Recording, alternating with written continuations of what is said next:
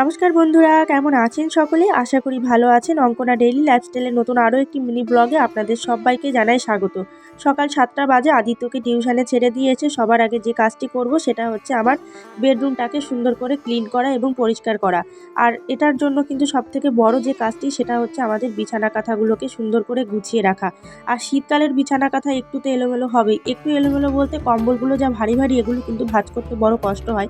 কিন্তু কিচ্ছু করার নেই, করতে তো হবেই। বেডরুমটা যদি সুন্দর করে গুছিয়ে না রাখি, গোটা ঘরের সৌন্দর্যই কেমন যেন নষ্ট হয়ে যায়। আর আমার ঘরটি যেহেতু ভাঙাচোরা, আমি আমার ভাঙাচোরা ঘরটিকে যেভাবে সুন্দর করে গুছিয়ে রাখি, যতটুকুন জিনিস আছে তা দিয়েই সুন্দর করে চেষ্টা করি গুছিয়ে রাখার। এদিকে আপনাদের দাদা ভাই রোজ দিন রাত্রেবেলা এসে জামা কাপড় এলোমেলো করবে, তো দিনের বেলা জামা কাপড় এলোমেলো করবে। আর এই করে করে আমার দিনে 3-4 বার করে কিন্তু জামা কাপড়গুলো গোছাতে হয়। বেডরুমের সাথে সাথে আমি কিন্তু আমার আলনাটাকেও সুন্দর করে গুছিয়ে রাখলাম। আর আজ যেহেতু আমার বাবা মা, আমার ভাই বোন সকলেই আমার এখানে ঘুরতে আসবে, তো সেই জন্য কিন্তু আরও বেশি আমার মনের মধ্যে এক্সাইটেড যে সমস্ত কাজগুলি আমি কতক্ষণে গুছিয়ে সেরে ফেলবো। আর তারপরে তো রান্নাবান্না আছেই, তবে রান্নাবান্নার ঝামেলাটা দুপুরবেলা নেই, সব কিছু রাত্রেবেলা, কারণ ওনারা ঢুকতে পৌঁছাতে রাত 8:30 মতন বেজে যাবে।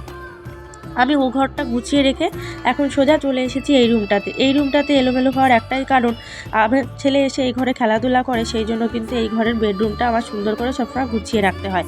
জানলাটাকে খুলে দেবো, কারণ এই ঘরে না একটা গন্ধ আছে। গন্ধটা হওয়ার কারণ হচ্ছে এই ঘরে আমরা কেউ যেহেতু থাকি না, সেই জন্য একটা বিচ্ছিরি গন্ধ হয়ে থাকে সবসময়।